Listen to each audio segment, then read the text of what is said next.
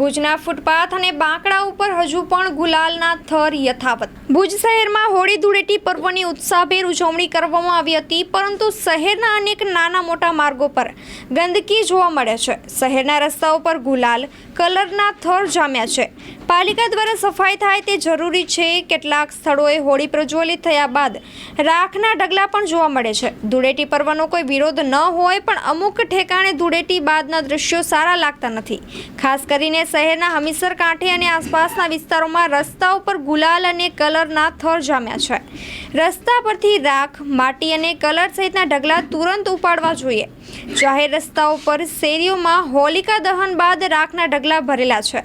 પવન સાથે રાખ અને ધૂળ લોકોને ઉડે છે તથા અવરજવર કરતા લોકોને પણ મુશ્કેલી પડી રહી છે।